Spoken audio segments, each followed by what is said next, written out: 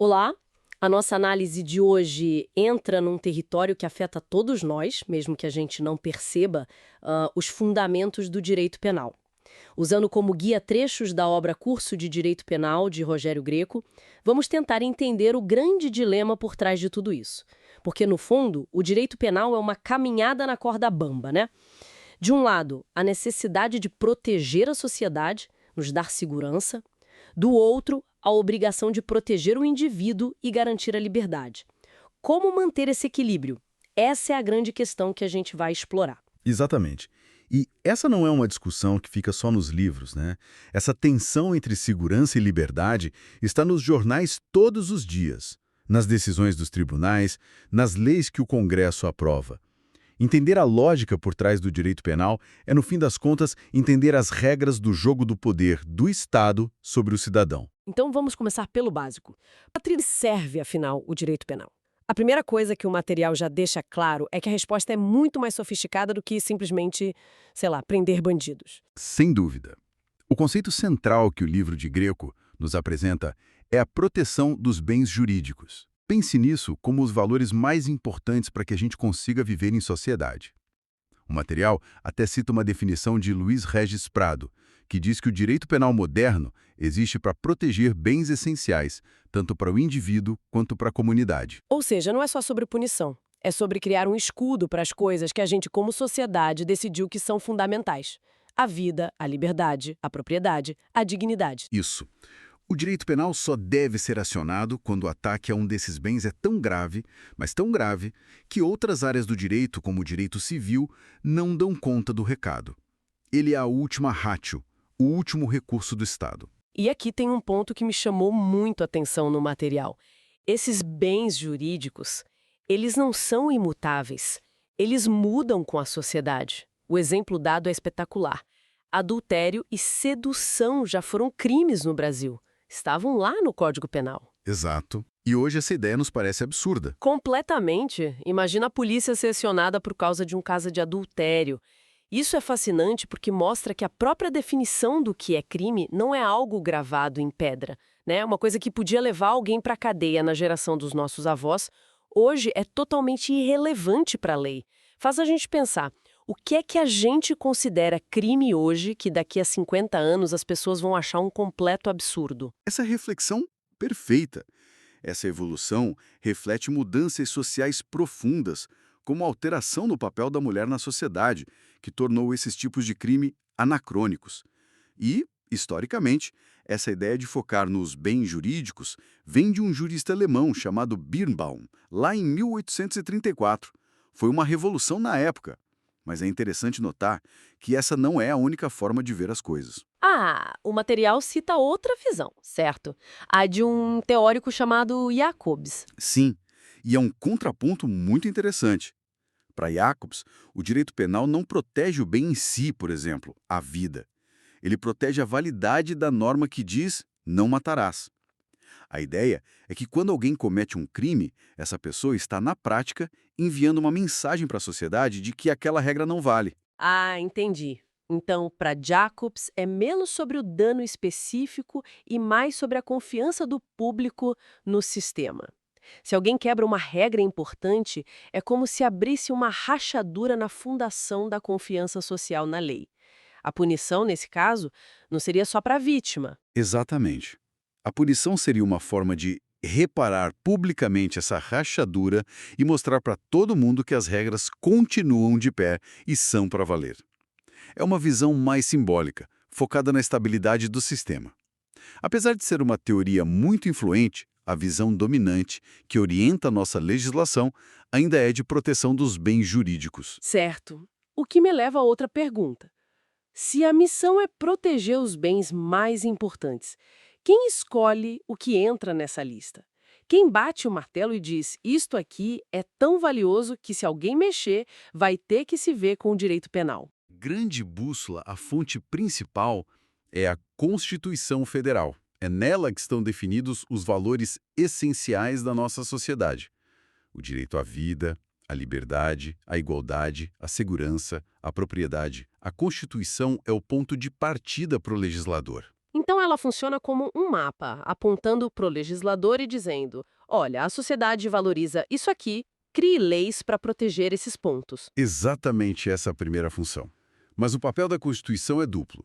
Ao mesmo tempo que ela é um mapa, ela também é uma cerca. Ela não só diz proteja isso, como também diz você não pode proteger isso de uma forma que viole estes outros direitos fundamentais. Ou seja, o legislador não pode, a pretexto de proteger a segurança pública, criar uma lei que acabe com a liberdade de expressão, por exemplo. Um direito não pode anular o outro. Perfeito. Como diz uma citação de André Coppetti no material, a Constituição é onde os princípios do nosso Estado estão definidos e o direito penal tem que se curvar a eles. É a lei suprema. E toda essa orientação se materializa, na prática, nos códigos penais. O material traça uma cronologia bem interessante no Brasil. Sim, começa lá atrás com o Código Criminal do Império de 1830, que ainda previa penas como açoites e a pena de morte, uma realidade muito distante da nossa. Depois tivemos o Código de 1890, já na República, e finalmente chegamos ao nosso Código Penal atual, que é de 1940. É curioso pensar que a base da nossa lei penal foi escrita durante o Estado Novo de Getúlio Vargas, né? É verdade. E, claro, ele já foi muito modificado desde então, especialmente com uma grande reforma em 1984, que modernizou toda a sua primeira parte. E a estrutura desse código é a chave para entender como a coisa funciona. Ele se divide em duas grandes seções, a parte geral e a parte especial. A parte geral seriam as regras do jogo e a parte especial, a lista de faltas. É uma ótima analogia. A parte geral, que vai do artigo 1º ao 120, define tudo o que é comum a todos os crimes. O que é um crime, o que é uma tentativa, o que acontece se alguém comete um crime por legítima defesa, como a pena é calculada. Já a parte especial, do artigo 121 em diante, é o catálogo de crimes. Matar alguém, pena de 6 a 20 anos. Subtrair coisa alheia-móvel, pena de 1 a 4 anos. E por aí vai. Ok, então o Estado tem a Constituição como guia, cria as regras do jogo e a lista de crimes no Código Penal. Isso se traduz num poder enorme. O material usa dois termos em latim, ius punale e ius puniendi. Parece complicado, mas acho que a distinção é crucial aqui. E é mais simples do que parece. O ius punale, ou direito penal objetivo, é o conjunto de regras. É o livro de regras em si. O Código Penal, a Lei de Drogas, a Lei Maria da Penha. Já o ius puniendi, ou direito penal subjetivo, é o direito de punir.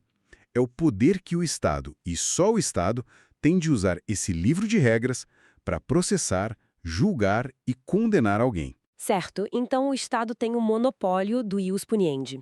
Isso me soa como uma quantidade incrível de poder concentrada num só lugar. O que nos traz de volta a nossa atenção central. O que impede o Estado de abusar desse poder e se tornar um opressor? A resposta que o direito moderno construiu para essa pergunta está no modelo teórico chamado garantismo. Ele foi desenvolvido por um jurista italiano, Luigi Ferrajoli, e o material explica muito bem. A ideia é simples e poderosa. A hierarquia das normas. A Constituição está no topo de tudo. Qualquer lei penal, para ser válida, tem que estar de acordo com os princípios e direitos fundamentais da Constituição. Se uma lei desrespeita essa hierarquia, ela é inconstitucional e, portanto, inválida. E o material faz uma observação muito importante sobre como a palavra garantismo às vezes é distorcida aqui no Brasil, não é? Frequentemente, a gente ouve esse termo ser usado de forma pejorativa, como se fosse sinônimo de impunidade ou de passar a mão na cabeça de bandido. Exatamente. E essa é uma distorção perigosa. O texto cita o jurista Douglas Fisher, que faz uma distinção genial entre o garantismo hiperbólico e o garantismo integral. O hiperbólico é essa caricatura, uma visão que só olha para os direitos do acusado e ignora a proteção da sociedade e os direitos da vítima. E o garantismo integral, o que seria? O integral é o conceito correto, que busca justamente o equilíbrio daquela nossa corda bamba. Pense num árbitro de futebol. Um árbitro garantista hiperbólico só marcaria as faltas contra um time e o jogo nunca acabaria. O árbitro garantista integral Marca as faltas para proteger a integridade dos jogadores, claro, mas ele faz isso para garantir que o jogo aconteça de forma justa e que haja um resultado final. Ele protege o indivíduo contra o poder do Estado, sim, mas também garante que os bens jurídicos da sociedade sejam protegidos. Não é sobre impunidade, é sobre justiça dentro das regras do jogo democrático. Essa analogia do árbitro é perfeita. E para que essa arbitragem funcione, o Ferrajoli criou umas regras de ouro, certo? Os tais 10 axiomas garantistas. Vamos detalhar alguns deles para ficar mais claro. Vamos lá. Talvez o mais fundamental seja o nullum crimen sine lege, que significa não há crime sem lei anterior que o defina. Na prática, isso quer dizer que o Estado não pode te punir hoje por algo que só passou a ser crime amanhã. Se o governo decidisse hoje que usar camisa azul é crime, ele não poderia prender ninguém que usou camisa azul ontem. É a base da segurança jurídica. Impede a arbitrariedade. Total. E quanto às provas, aí entram outros 2 axiomas cruciais. O primeiro é nulla accusatione sine probatione. Nenhuma acusação pode ser aceita sem provas. A palavra do acusador por si só não basta. É preciso demonstrar o que se alega. E o segundo, que é o pilar da defesa, é nulla probatione sine defensione. Nenhuma prova é válida se a defesa não teve a chance de a contestar. É o princípio do contraditório. A prova não pode surgir do nada no processo. Exato. Ela tem que ser produzida na frente de todo mundo, com a acusação e a defesa tendo a chance de questioná-la, de apresentar contraprovas. Isso garante que a decisão do juiz seja baseada em factos verificados de forma justa. Certo. Então, todas essas garantias focam muito na relação entre o Estado e o acusado, para evitar injustiças. Mas e a vítima? Onde ela entra nessa história toda? Porque por muito tempo parece que ela foi meio que a personagem esquecida do processo penal, o que nos leva a outra grande virada que o material aponta. Você tocou no ponto nevrálgico. Após a Segunda Guerra Mundial, surgiu um campo de estudo chamado vitimologia, que começou a questionar exatamente isso. O sistema se concentrava tanto no crime e no criminoso que a vítima se tornava uma mera espectadora. A partir daí, cresceu a ideia de que o processo penal também deveria se preocupar com a reparação do dano causado a ela. Uma espécie de privatização de uma parte do direito penal. De certa forma, um exemplo prático disso no Brasil que o material cita é a Lei dos Juizados Especiais Criminais, de 95.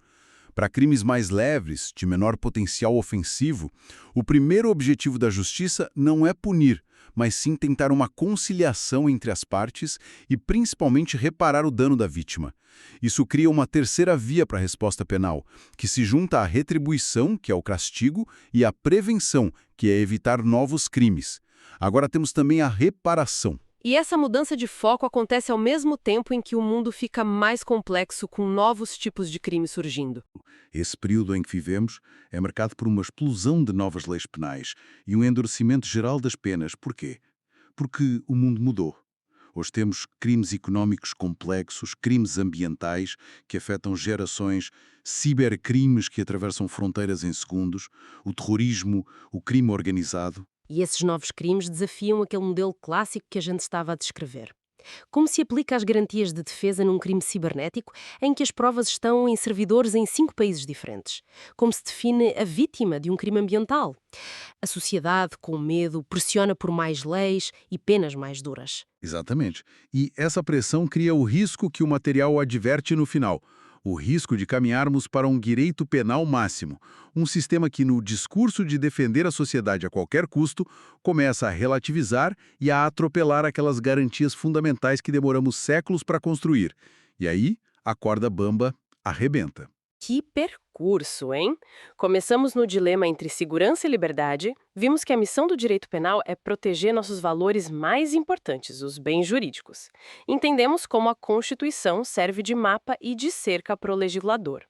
Mergulhamos no modelo garantista, que funciona como as regras de um jogo justo para limitar o imenso poder de punir do Estado.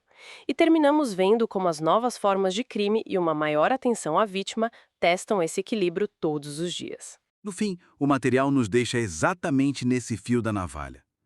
De um lado, a busca por um garantismo integral, esse equilíbrio cuidadoso do árbitro que quer um jogo justo. Do outro, uma pressão social e política por um direito penal máximo, movida por ameaças novas e, sejamos francos, pelo medo. A questão que fica para nossa reflexão e que talvez não tenha uma resposta fácil é: num mundo com desafios tão gigantescos como o crime organizado transnacional e o terrorismo, como é que uma sociedade consegue manter intacto o equilíbrio crucial entre a segurança de todos e a liberdade de cada um? Onde exatamente a gente traça essa linha? E talvez mais importante, quem tem a legitimidade para decidir onde essa linha deve ser traçada?